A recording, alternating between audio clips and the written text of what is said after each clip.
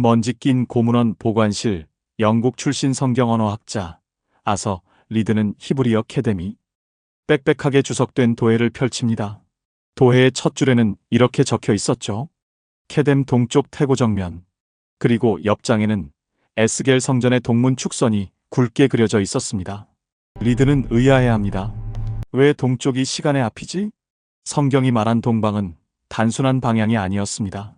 그것은 추방의 거리이자 회복의 시선이었죠. 오늘 우리는 이친 태초의 지혜를 다시 밝힙니다. 예루살렘 고문원 연구소, 영국 출신 성경언어학자 아서 리드는 성경 속 동쪽이라는 단어를 추적하고 있었습니다. 그가 주목한 히브리어 단어는 캐뎀, 일반적으로 동쪽으로 번역되는 단어입니다. 하지만 리드는 이상한 점을 발견했습니다. 같은 단어가 성경 곳곳에서 태초, 옛날, 앞이라는 뜻으로도 쓰이고 있었던 겁니다. 방향과 시간이 하나의 단어에 공존하고 있었죠. 리드가 히브리어 사전의 어원을 따라가자 이 단어의 핵심 의미가 정면이라는 흥미로운 사실이 드러났습니다. 히브리인들에게 동쪽은 단순히 해가 뜨는 방향이 아니라 자신들이 마주보는 앞정면이었던 것입니다. 리드는 펜을 들어 노트에 적었습니다. 히브리인은 과거를 정면으로 본다. 이것은 미래를 앞에 두고 과거를 뒤로 보내는 우리의 시간관과 정반대였습니다. 그들은 이미 경험한 과거를 눈앞에 두고 아직 오지 않은 미래를 등 뒤에 뒀습니다. 마치 노를 저으며 뒤로 나아가는 사람처럼 말이죠. 리드는 고대 중동의 천문 관측 기록과 예루살렘 성전 배치도를 겹쳐 놓았습니다. 성전의 입구는 정확히 동쪽을 향하고 있었고 에스겔 환상의 성전 역시 동문에서 생명의 물이 흘러나오고 있었습니다. 리드는 숨을 깊이 들이쉬었습니다. 동쪽은 단순한 방향이 아니야. 이건 근원으로 돌아가는 시선이야. 그 순간 서울의 한국인 기록 보관자 이서연에게서 한 통의 이메일이 도착했습니다. 조선시대 의뢰문헌에 기록된 해돋이 의식 도면. 거기엔 이렇게 적혀 있었습니다. 해가 떠오르는 곳을 정면으로 삼는다. 동방예의지국이라는 표현과 함께 멀리 떨어진 두 문화가 같은 원리 동쪽을 향한다는 것은 근원을 기억한다는 것들을 공유하고 있었습니다. 성경이 말한 동방은 단순한 방향이 아니었습니다. 그것은 추방의 거리이자 동시에 회복의 시선이었던 것입니다. 리드는 이서연이 보내온 자료를 면밀히 검토했습니다. 한국의 해돋이 의식과 성경의 동쪽 개념이 묘하게 겹쳐지고 있었죠. 하지만 그는 한 가지 의문을 떨칠 수 없었습니다. 성경 속 동쪽은 항상 긍정적인 방향만을 의미하지 않았으니까요. 리드는 창세기를 펼쳤습니다. 아담과 하와가 에덴에서 추방된 후 정착한 곳, 그곳은 에덴 동쪽이었습니다. 카인이 아벨을 죽이고 떠난 곳 역시 놋 땅, 에덴 동쪽이었죠. 그리고 인류가 바벨탑을 쌓으며 하나님께 반역한 곳도 동쪽 신할 평지였습니다. 리드는 펜을 멈추고 생각에 잠겼습니다. 동쪽은 추방과 타락의 방향이기도 하다는 건가? 그의 노트에는 모순된 두 개의 목록이 나란히 적혔습니다. 왼쪽에는 추방의 동쪽, 에덴 밖, 놋 땅, 신할 평지. 오른쪽에는 회복의 동쪽 성전 동향, 에스겔의 동문, 생명수의 흐름. 같은 방향이 어떻게 정반대의 의미를 동시에 가질 수 있을까요? 리드는 중동사 연구자 살림 하마다에게 전화를 걸었습니다. 하마다는 히브리어 본문을 함께 검토하며 핵심을 짚어냈습니다. 리드, 중요한 건 방향이 아니라 행위입니다. 동쪽으로 간다와 동쪽을 향한다는 완전히 다른 의미죠. 리드는 고개를 끄덕였습니다. 동쪽으로 떠나는 것은 근원에서 멀어지는 행위, 즉 추방과 타락의 서사였습니다. 반대로 동쪽을 향해 서는 것은 근원을 기억하고 바라보는 행위, 즉 회복의 서사였죠. 하마다는 덧붙였습니다. 고대 히브리인들은 동쪽을 정면으로 봤습니다. 그래서 성전은 동쪽을 향해 지어졌고 제사장들도 동쪽을 바라보며 예배를 드렸죠. 리드는 에스겔서 43장을 다시 읽었습니다. 주의 영광이 동문으로 들어오니 영광이 돌아오는 방향도 동쪽이었습니다. 추방됐던 하나님의 임재가 다시 돌아오는 길이었죠. 리드는 창문 밖을 바라봤습니다. 예루살렘의 해가 서쪽 지평선 너머로 기울고 있었습니다.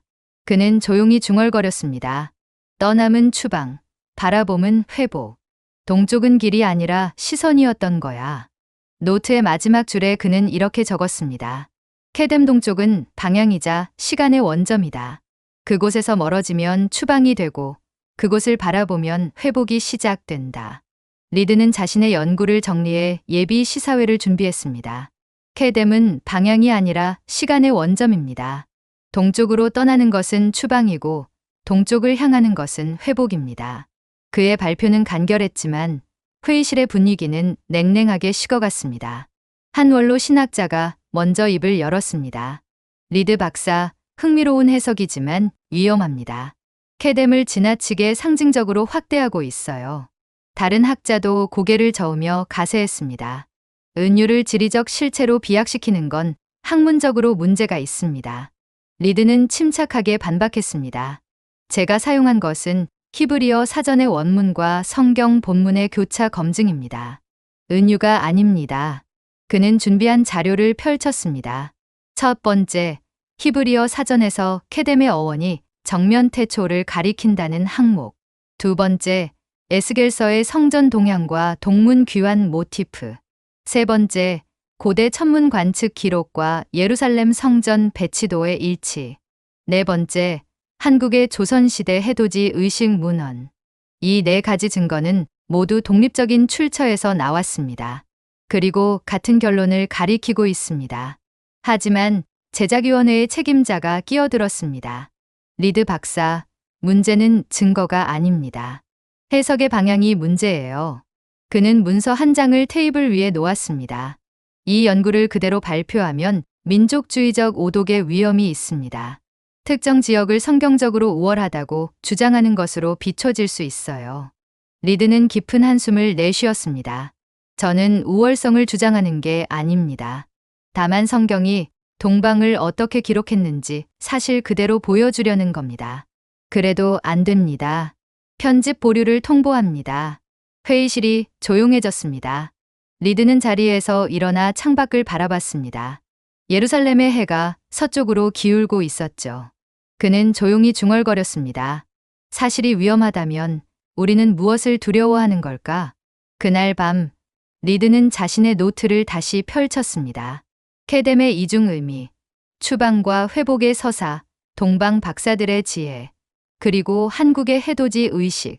모든 퍼즐 조각은 맞아떨어졌습니다. 하지만 그 진실을 세상에 내놓는 것은 또 다른 문제였습니다. 리드는 펜을 들었습니다. 그래도 나는 계속 써야 해. 이건 사실이니까. 리드는 편집 보류 통보 이후 일주일 동안 침묵했습니다. 하지만 그는 연구를 멈추지 않았습니다. 오히려 더 깊이 파고들었죠. 그는 자신의 주장이 민족주의적 오독이 아니라는 것을 더 명확히 입증해야 했습니다. 리드는 열왕기상 사장을 다시 펼쳤습니다. 하나님이 솔로몬에게 지혜를 주시되 모든 동방 사람의 지혜와 애굽의 모든 지혜보다 뛰어나게 하셨더라. 이 문장에서 동방의 지혜는 비교의 기준점이었습니다. 솔로몬이 넘어서야 할 최고 수준의 지혜로 제시된 것이죠. 결코 미개하거나 열등한 것으로 묘사되지 않았습니다. 리드는 하마다에게 전화를 걸었습니다. 매니의 캐뎀, 동방의 자손들이 구체적으로 누구를 가리키는지 확인해 줄 수 있나요? 하마다는 고대 지도를 공유하며 답했습니다. 세계 최고 수준의 중동사 연구기관 중 한 곳의 정리에 따르면 시리아 동부에서 아라비아 북부, 메소포타미아 지역을 포괄합니다. 천문학과 수학이 발달한 지역이었죠. 리드는 욥기를 떠올렸습니다. 욥 역시 동방 사람 중 가장 큰 자로 소개됐습니다. 그의 지혜와 경외심은 동방 전체의 기준이 되는 인물로 그려졌죠. 리드는 노트에 정리했습니다. 성경은 동방을 무지의 땅이 아니라 지혜의 땅으로 기록했다. 그 순간 그의 머릿속에 마태복음의 한 장면이 떠올랐습니다. 예수님의 탄생을 축하하러 온 동방 박사들. 그들은 별을 관측해 메시아의 탄생을 알아낸 천문학자들이었습니다. 그들이 가진 지식은 당시 최고 수준의 과학이었죠. 리드는 천천히 고개를 끄덕였습니다. 이건 우월성 주장이 아니야. 이건 역사적 사실이야. 그는 이서연에게 이메일을 보냈습니다.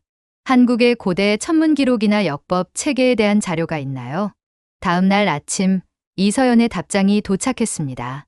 조선시대 천문도인 천상열차 분야지도와 24절기 체계에 대한 자료였습니다. 해와 달과 별의 움직임을 정밀하게 관측하고 기록한 민족이었습니다. 리드는 화면을 응시했습니다. 동쪽을 정면으로 삼고 해를 관측하며 시간과 계절을 기록한 문화. 성경이 말한 동방의 지혜는 단순한 수사가 아니었습니다. 그것은 역사적 사실이었던 것이죠. 리드는 새로운 보고서를 작성하기 시작했습니다. 리드는 새로운 보고서의 첫 장에 이렇게 적었습니다. 케뎀 동쪽은 지리가 아니라 기억이다. 그는 자신이 수집한 모든 증거를 다시 배열했습니다. 히브리어 사전의 어원, 성전의 동양 배치, 에스겔의 동문 귀환, 그리고 동방 박사들의 천문 지식. 이 모든 것이 하나의 메시지로 수렴되고 있었습니다. 동쪽은 단순히 해가 뜨는 방향이 아니었습니다. 그것은 태초를 기억하는 시선이었죠. 리드는 이서연이 보낸 한국의 자료를 다시 펼쳤습니다. 조선시대 왕실의 조회 의식에서 신하들은 동쪽을 향해 서서 예를 올렸습니다. 24절기 체계는 태양의 움직임을 정밀하게 추적한 결과였고, 천상열차 분야 지도는 밤하늘의 별들을 섬세하게 기록한 과학이었죠. 리드는 놀라움을 감추지 못했습니다. 이 사람들은 시간을 관측하고 기록했어. 마치 히브리인들이 케뎀을 태초의 정면으로 본 것처럼. 그는 하마다에게 전화를 걸었습니다. 살림, 히브리인들이 동쪽을 정면으로 삼은 이유가 단순히 해가 뜨는 방향이어서가 아니라 과거를 기억하기 위해서라고 봐도 될까요? 하마다는 잠시 침묵하다가 답했습니다. 그렇게 해석할 수 있습니다. 히브리 사고에서 앞은 항상 이미 경험한 것, 즉 과거입니다. 동쪽을 향한다는 것은 자신들의 근원을 잊지 않겠다는 자세죠. 리드는 고개를 끄덕였습니다. 에덴 동산이 동쪽에 있었다는 창세기의 기록, 에스겔 환상에서 하나님의 영광이 동문으로 돌아온다는 예언. 이 모든 것이 근원으로의 회귀를 상징하고 있었습니다. 리드는 보고서에 한 문단을 추가했습니다. 동방의 문화는 해를 향해 몸을 돌리며 근원을 기억했다. 그들은 시간의 흐름을 기록하고 계절의 변화를 예측하며 우주의 질서를 탐구했다. 그는 한국의 해돋이 의식 도면을 보고서에 삽입했습니다. 이것은 미신이 아니라 과학이었고 우월성이 아니라 경외심이었다. 리드는 창밖을 바라봤습니다. 예루살렘의 해가 동쪽에서 떠오르고 있었죠. 그는 조용히 중얼거렸습니다. 동쪽을 향한다는 것은 잊지 않겠다는 약속이었어. 그 순간 리드의 노트북에 새로운 이메일이 도착했습니다. 제작위원회의 책임자로부터 온 메시지였습니다. 리드 박사, 수정된 보고서를 검토했습니다. 재심의하겠습니다. 리드는 깊은 숨을 내쉬었습니다. 진실은 결국 자리를 찾아가는 법이었습니다. 재심의 회의가 열리기 전 리드는 한 가지 의문에 부딪혔습니다. 동방예의지국이라는 표현, 이것이 정말 성경의 케뎀과 연결될 수 있을까? 혹시 자신이 너무 성급하게 두 문화를 연결한 것은 아닐까? 리드는 이서연에게 긴급 이메일을 보냈습니다. 동방예의지국이라는 표현의 정확한 의미와 유래를 알 수 있을까요?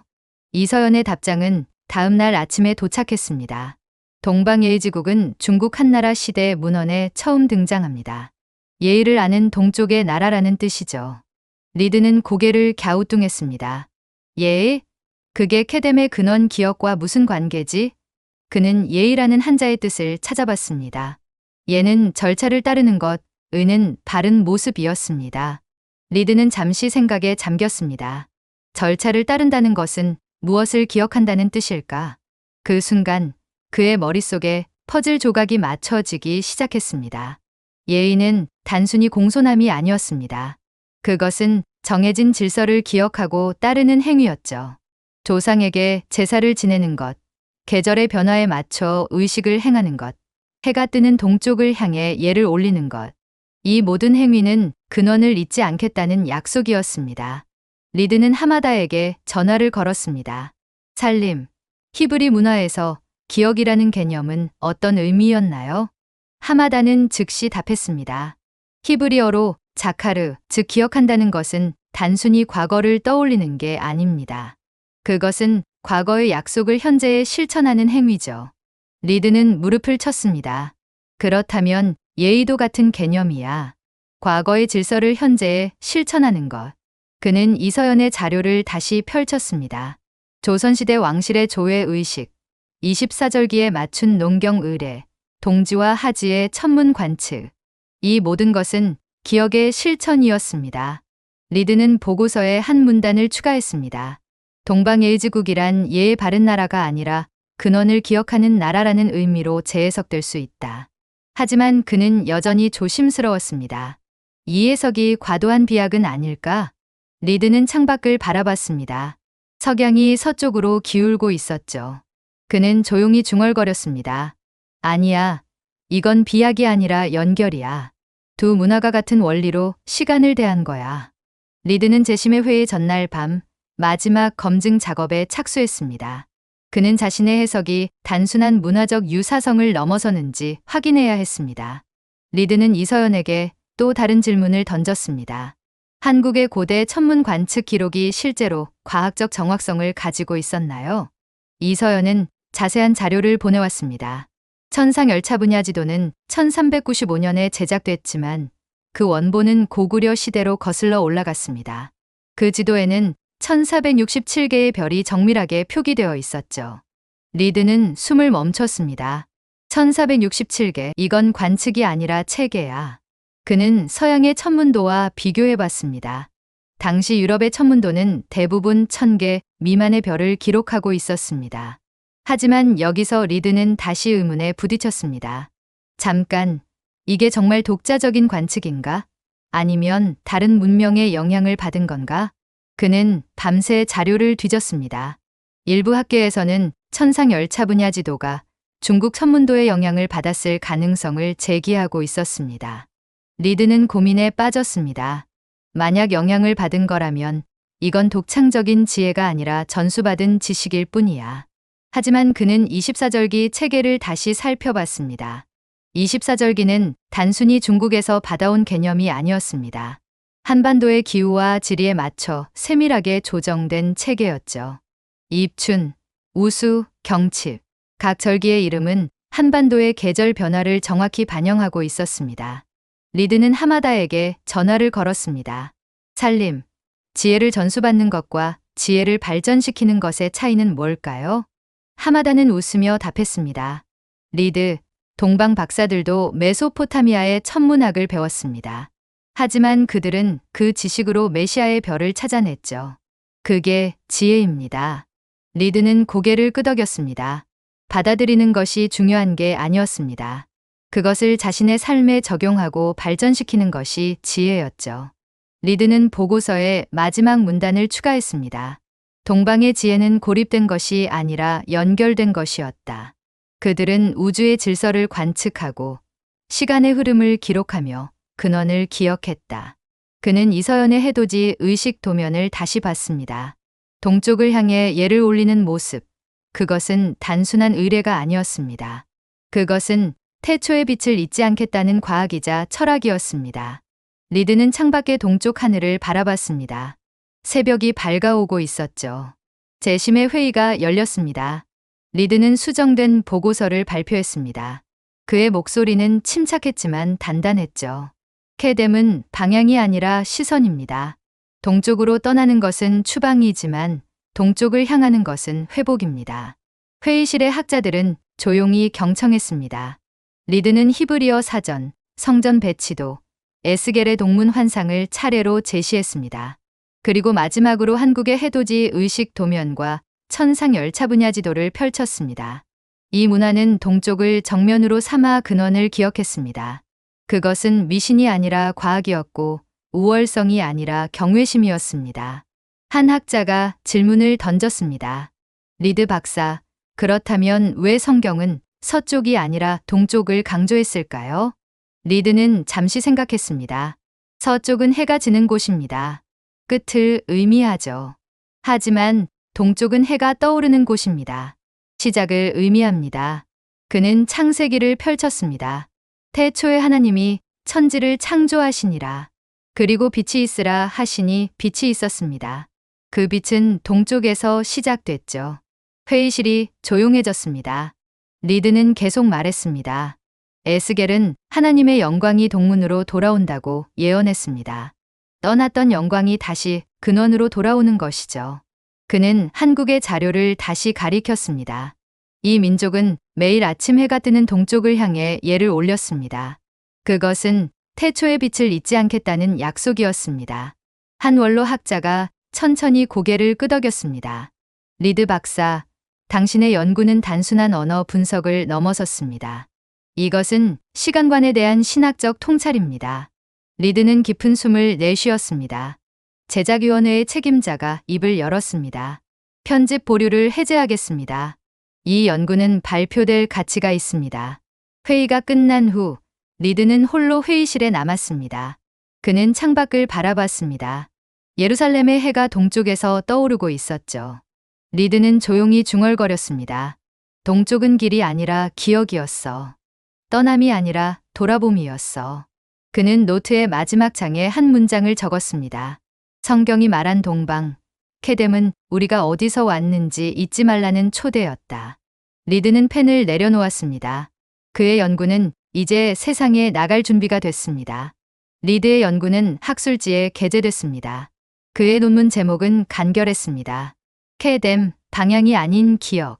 논문이 발표된 후 세계 각지에서 반응이 쏟아졌습니다. 한 이스라엘 신학자는 이렇게 평했습니다. 리드 박사는 우리가 놓쳤던 히브리 시간관의 핵심을 복원했다. 또 다른 언어학자는 덧붙였습니다. 케뎀의 이중 의미는 단순한 언어 유희가 아니라 세계관의 표현이었다. 하지만 리드에게 가장 인상 깊었던 반응은 한국에서 왔습니다. 이서연이 보낸 이메일이었죠. 리드 박사님, 한국의 많은 사람들이 박사님의 연구에 깊은 감동을 받았습니다. 우리가 당연하게 여겼던 것들이 사실은 깊은 의미를 가지고 있었다는 걸 깨달았습니다. 리드는 그 이메일을 여러 번 읽었습니다. 그는 답장을 적기 시작했습니다. 이서연님, 당신의 민족은 매일 아침 동쪽을 향해 섰습니다. 그것은 습관이 아니라 기억이었습니다. 해가 떠오르는 곳을 정면으로 삼는다는 것은 태초의 빛을 잊지 않겠다는 약속이었습니다. 천상열차 분야 지도는 단순한 별자리가 아니라 우주의 질서를 기록한 경외심이었습니다. 24절기는 계절을 나누는 방법이 아니라 시간을 기억하는 과학이었습니다. 리드는 잠시 멈췄다가 계속 적었습니다. 성경이 말한 동방의 지혜는 허상이 아니었습니다. 그것은 역사였습니다. 솔로몬이 넘어서야 할 기준으로 삼은 동방 사람의 지혜, 욥이 속한 동방 사람 중 가장 큰 자, 예수님의 탄생을 알아본 동방 박사들. 이 모든 표현은 동방을 지혜의 원천으로 인정한 것입니다. 리드는 마지막 문장을 적었습니다. 당신의 민족은 근원을 기억하는 사람들입니다. 해 뜨는 쪽을 정면으로 삼아 태초의 지혜를 지켜온 사람들입니다. 이메일을 보낸 후 리드는 창밖을 바라봤습니다. 예루살렘의 해가 정오에 가장 높이 떠 있었습니다. 그는 조용히 중얼거렸습니다. 케뎀, 동방. 그곳은 지혜가 시작된 곳이었어. 리드는 자신의 노트를 닫았습니다. 마지막 페이지에는 이렇게 적혀 있었습니다. 동쪽으로 떠나는 것은 추방이지만 동쪽을 향하는 것은 회복이다. 우리는 모두 근원으로 돌아가는 사람들이다. 몇 달 후 리드는 한국을 방문했습니다. 이서연의 초청으로 서울의 한 대학에서 강연을 하게 된 것이죠. 강연장에는 생각보다 많은 사람들이 모여 있었습니다. 리드는 단상에 올라 천천히 입을 열었습니다. 성경이 말한 동방은 단순한 지리적 방향이 아니었습니다. 그것은 시간의 원점이었습니다. 그는 히브리어 케뎀의 의미를 설명했습니다. 케뎀은 동쪽이자 태초, 정면이자 과거입니다. 히브리인들은 과거를 앞에 두고 미래를 등 뒤에 뒀습니다. 청중들은 조용히 경청했습니다. 리드는 에스겔의 환상을 언급했습니다. 에스겔은 하나님의 영광이 동문으로 돌아온다고 예언했습니다. 추방됐던 임재가 근원으로 회귀하는 장면이었죠. 그는 스크린에 한국의 해돋이 의식 도면을 띄웠습니다. 여러분의 조상들은 매일 아침 동쪽을 향해 섰습니다. 그것은 미신이 아니라 기억이었습니다. 리드는 천상 열차 분야 지도를 보여줬습니다. 1467개의 별을 기록한 이 지도는 단순한 관측이 아니라 우주의 질서에 대한 경외심이었습니다. 그는 24절기 체계를 설명했습니다. 입춘, 우수, 경칩. 각 절기는 시간의 흐름을 정밀하게 기록한 과학이었습니다. 리드는 잠시 멈추었다가 말을 이었습니다. 성경은 동방의 지혜를 최고의 기준으로 언급했습니다. 솔로몬의 지혜도 그것과 비교됐죠. 동방 박사들은 별을 관측해 메시아의 탄생을 알아냈습니다. 그들의 지식은 당시 최고 수준의 과학이었습니다. 리드는 청중들을 천천히 둘러봤습니다. 여러분은 해 뜨는 쪽을 정면으로 삼아 근원을 기억해온 민족입니다. 동쪽을 향한다는 것은 단순히 방향을 트는 것이 아니라 태초의 빛을 잊지 않겠다는 약속이었습니다. 강연이 끝난 후 한 청중이 질문했습니다. 리드 박사님, 우리가 앞으로 무엇을 해야 할까요? 리드는 미소 지으며 답했습니다. 계속 동쪽을 향하십시오. 근원을 기억하십시오. 그것이 회복의 시작입니다. 강연장을 나오며 리드는 동쪽 하늘을 바라봤습니다. 해가 천천히 떠오르고 있었습니다. 태초의 빛처럼 말이죠. 강연이 끝난 저녁, 리드는 이서연과 함께 서울의 한 전통 찻집에 앉았습니다. 창밖으로 도심의 불빛이 반짝이고 있었죠. 이서연이 조용히 말했습니다. 리드 박사님, 사실 저는 처음에 우리 문화가 성경과 연결된다는 게 믿기지 않았습니다. 리드는 고개를 끄덕였습니다. 저도 그랬습니다. 하지만 증거는 명확했습니다. 케뎀의 이중 의미, 성전의 동향, 그리고 당신 민족의 해돋이 의식. 이서연은 차를 한 모금 마시고 말을 이었습니다. 이제 이해합니다. 우리가 매일 아침 동쪽을 향한 이유가 단순한 습관이 아니었다는 것을. 리드는 창밖을 바라봤습니다. 동쪽을 향한다는 것은 근원을 기억하는 행위였습니다. 태초의 빛이 어디서 왔는지 잊지 않겠다는 약속이었죠. 이서연은 조용히 물었습니다. 그렇다면 우리는 왜 그렇게 오랫동안 그 의미를 잊고 살았을까요? 리드는 잠시 생각했습니다. 습관이 반복되면 사람들은 그 의미를 잊습니다. 하지만 의미가 사라진다고 해서 진실이 사라지는 건 아니죠. 그는 천천히 말을 이었습니다. 성경이 말한 동방, 케뎀은 지리가 아니라 시간의 원점이었습니다.